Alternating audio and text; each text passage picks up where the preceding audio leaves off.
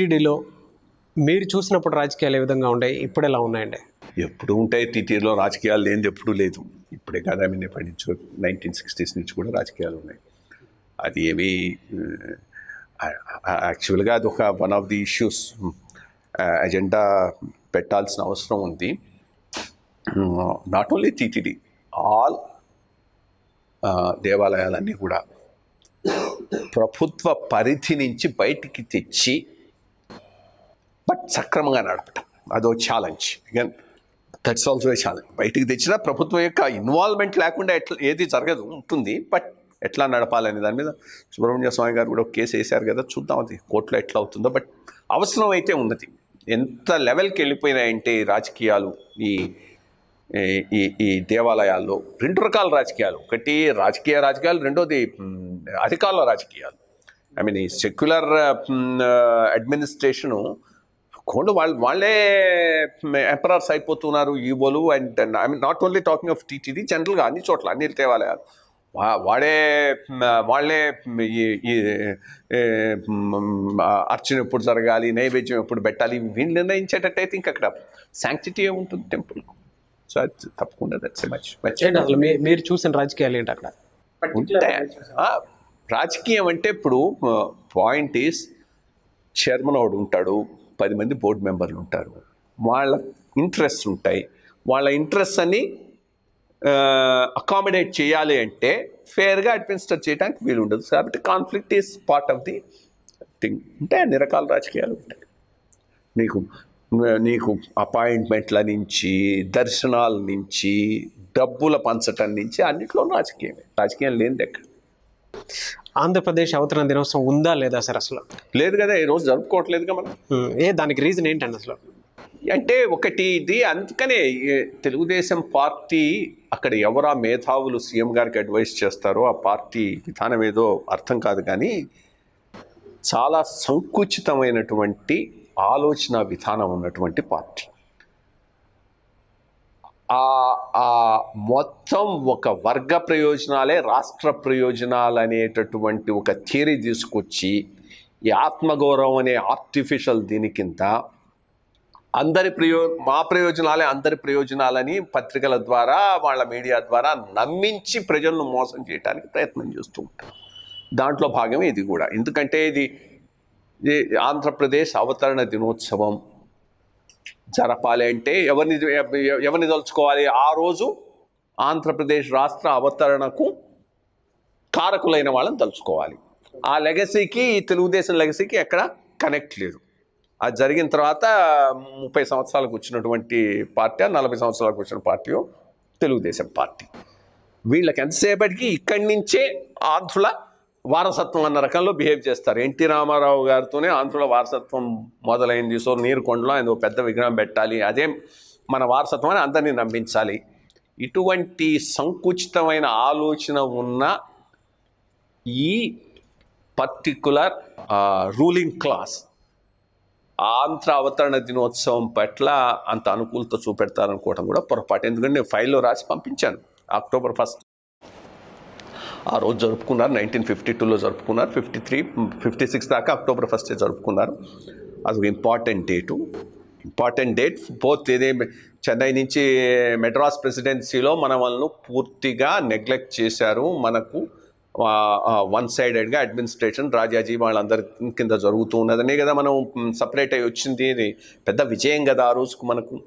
So Nehru గారికి ఇష్టం లేకుండా చేసిన కొన్ని డెసిషన్స్లో ఇది ఒకటి. ఫస్ట్ ఆయనకు లింగ్విస్టిక్ స్టేట్స్ పెట్టడం అసలు ఇష్టం లేదు, అయినా మనం సాధించుకొని ఆయన వచ్చాడు 52లో October 1 కర్నూలులో ఆంధ్ర రాష్ట్రం, ఆ రోజు ఆంధ్రప్రదేశ్ కాదు, ఆంధ్ర రాష్ట్ర అవతరణ దినోత్సవానికి చీఫ్ గెస్ట్గా ఎవరు వచ్చారు? ఆనాటి ప్రైమ్ మినిస్టర్ నెహ్రూ గారు వచ్చారు. సో ఆ డేట్కు చాలా సిగ్నిఫికెన్స్ ఉంది. కాబట్టి మళ్ళీ October 1 నుంచి అదే రాష్ట్రం తిరిగి వచ్చింది కాబట్టి జరుపుకుందామంటే లేదు, నవనిర్మాణ దీక్ష అన్నారు. June 2 ఏది ఏ రోజుకైతే మనకు అసలు ఇంపార్టెన్స్ లేదు. June 2 మన తెలంగాణకి ఇంపార్టెన్స్ ఉంది, మనకు లేదు. వదిలేయాల్సిన రోజు లేదు. ఆ రోజు ఏదో కసి అది ఇది అని ఇది చేశారు. ఏంది ఇంత ఆఖరికి ఈ రోజుకి ఏమైంది? అది ప్రభుత్వ డబ్బు ఖర్చు పెట్టి కాంగ్రెస్ని తిడితే నవనిర్మాణ దీక్ష, ప్రభుత్వ డబ్బు ఖర్చు పెట్టి బీజేపీని తిరిగితే ధర్మ పోరాట దీక్ష ఆ లెవెల్కు తీసుకొచ్చాం. సో ఐ థింక్ నెక్స్ట్ అయినా కానీ who ever comes better sense will prevail October 1 జరుపుకుంటారని ఆశిస్తున్నాను. సో బీజేపీ మేనిఫెస్టో గురించి అసలు ఏంటి, ఏ విధంగా తీసుకున్నారు దాన్ని మీరు? అంటే బీజేపీ మేనిఫెస్టోకు బీజేపీకి ఒక ఫిలాసఫీ ఉంది, national party. So BJP manifesto నాది కాదు, బీజేపీ మేనిఫెస్టో బీజేపీ పార్టీది. ఓకే. సో నేను కన్వీనర్గా కొంత కాంట్రిబ్యూట్ చేశాను, దాన్ని ప్రెసిడెంట్ గారు ఇంకా రిఫైన్ చేశారు. ఆయన ఇన్పుట్ చాలా ఉంది దాంట్లో, కన్నా లక్ష్మీనారాయణ గారి ఇన్పుట్ చాలా ఉంది. దెన్ సెంట్రల్ ఆఫీస్ వెట్ చేసి కొన్ని ఎక్కడైతే వాళ్ళ బ్రాడ్ పాలసీకి అగెనిస్ట్గా ఉంటాయనుకున్నారో అవి తీసేశారు, కొత్తవి కూడా పెట్టారు. సో ఆ రకంలో తయారైనటువంటి మేనిఫెస్టో అది. ఒకటి, ఆంధ్ర రాష్ట్రంలో రాజకీయ సాధికారత చిన్న కులాలు చాలా ఉన్నాయి, అవసరం ఎంతైనా ఉంది. ఆ ఆస్పెక్ట్ను ఏ పొలిటికల్ పార్టీ ఈ రోజు వరకు అడ్రస్ చేయలేదు. తెలుగుదేశం అడ్రస్ చేయలేదు, కాంగ్రెస్ అడ్రస్ చేయలేదు. తెలుగుదేశం పార్టీ చెప్పుకోవటానికే బీసీల పార్టీ, కానీ ఇక్కడ బీసీతనం ఎంత ఉందని అంటే మనం అంటూ ఉంటాం కదా, ఇది ఇంకో గట్టిన గుడ్ అంటారే, అటువంటి బీసీతనం ఎక్కడ. అన్ని పోస్టులు పార్టీ సైడ్ కానీ గవర్నమెంట్ సైడ్ కానీ ఒకే వర్గానికి పరిమితం అయిపోయినాయి. బీసీలను ఊరికి చూపెట్టుకోవటానికే బీసీలు ఉంటారు, ఇద్దరురా అక్కడక్కడ.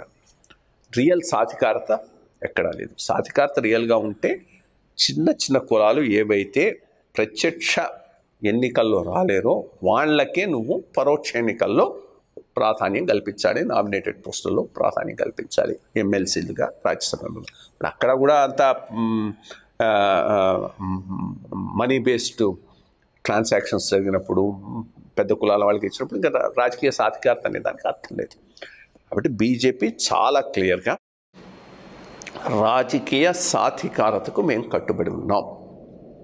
మేము అధికారంలోకి వస్తే అన్ని కులాలు, అన్ని వర్గాలు including minorities, fair distribution of political power. Because political power లేనిది ఆ కమ్యూనిటీస్ యొక్క డెవలప్మెంట్ సాధ్యం కాదు. ఈరోజు ఆ పొలిటికల్ పవర్ అంతా మా చేతిలో పెట్టుకుంటాం, అన్ని కమిటీలు అంతంత భిక్షం వేస్తాం, అక్కడ ఎవడో ఒక లీడర్ని పెట్టి వాడిని ఎట్లా చేసుకుంటే అట్లా చేసుకోమని వదిలేస్తామంటే అర్థం లేదు. వాడు బాగుపడతాడు, ఆ లీడర్, కమ్యూనిటీ బాగుపడదు. సో మేము చెప్తూ ఉన్నది మా ఫిలాసఫీ, మా ప్రిన్సిపల్, అన్ని కమ్యూనిటీస్ను స్ట్రెంగ్తెన్ చేస్తాం, దానికోసం కృషి చేస్తాం. అది చాలా చాలా ఇంపార్టెంట్ పాయింట్, ఫస్ట్ పాయింట్ మా మేనిఫెస్టో. Then decentralisation. ఇప్పుడు తప్పకుండా మన జిల్లాలు చాలా పెద్దవి, వాటిని విడగొట్టాల్సిన అవసరం. మూడోది, ఇండివిజువల్గా ఈ వర్గానికి ఇంత ఇస్తాం, ఆ వర్గానికి ఇస్తాం అనేది తాయిలాలు పెట్టకపోతే that's very important. But more important, 4 principles మీద కనుక నువ్వు పరిపాలన నడపగలిగితే ఇవన్నీ ఆటోమేటిక్గా మీట్ అయిపోతాయి. అసలు ఆ క్వశ్చన్స్ వేసుకోవాలి ముందు. అసలు ఏ మేనిఫెస్టోలోనే ఫస్ట్ ఆ 4 పాయింట్స్ ఆన్సర్ కావాలి. నీ పరిపాలన పారదర్శకంగా ఉందా, నీ పరిపాలన బాధ్యతాయుతంగా ఉందా, ట్రాన్స్పరెంట్, రెస్పాన్సిబుల్ అడ్మినిస్ట్రేషన్, నీ పరిపాలన అవినీతి రహితంగా ఉందా, నాన్ కరప్ట్, ఆనెస్ట్ గవర్నమెంట్. ఇవి గనక ప్రభుత్వ పాలనలో ఇవ్వగలిగితే ఇక్కడ నువ్వేమి స్పెషల్గా రజకుడికి ఇది ఇస్తానో, నాయ బ్రాహ్మణ్కి ఇది ఇస్తానో, ఇంకోటికి ఇది ఇస్తానో చెప్పాల్సిన అవసరం లేదు. అవన్నీ ఆటోమేటిక్గా అయిపోతాయి. బికాస్ ఇవన్నీ ఉన్న రోజు అందరి ప్రజలకు న్యాయం జరిగిపోతుంది, అందరి ప్రజలకు మంచి జరుగుతుంది. దాని మీద కాన్సన్ట్రేట్ చేశాం. ఈ 3 పాయింట్లు ప్రధానమైన పాయింట్లు మా బీజేపీ మేనిఫెస్టోలో. మేము అధికారంలోకి వస్తే ఫస్ట్ పొలిటికల్ ఎంపవర్మెంట్, రాజకీయ సాధికారిత, వికేంద్రీకరణ, బాధ్యతాయుతమైన అవినీతి రహిత పారదర్శక పాలన. ఇంకా మిగిలిన అన్ని డిఫరెంట్ సెగ్మెంట్స్కు ఇచ్చేటటువంటి రాయితీలు వాటి గురించి చూడాలి. ఓకే. సో ఫైనల్గా చెప్పండి, ఏపీలో ఎవరు సీఎం అవుతారు అంటే ఎవరి పేరు చెప్తారు మీరు? నేను ఒక పార్టీకి చెందిన వాడిని, ఈరోజు బీజేపీ పార్టీ వాడిని. సో ఇటువంటి వాటి మీద నేను స్పెక్యులేట్ చేయదలుచుకోలేదు. అంటే స్పెక్యులేట్ చేస్తే అది పార్టీ మీద రిఫ్లెక్ట్ అవుతుంది. సో అందుకని చేయకూడదు. పోనీ అంటే ఏ ఏ జిల్లాలో ఏ ఏ పార్టీకి ఎంత మెజారిటీ ఉంది అంటే నేను చెప్పాను కదా ఆ ఇష్యూ మీద నన్ను అడిగితే అన్నింటిలో బీజేపీ వచ్చేస్తుంది. మేము వచ్చేస్తాం, will form the government. 2019 is ours. Any doubt? Okay sir, thank you. Right, thank you.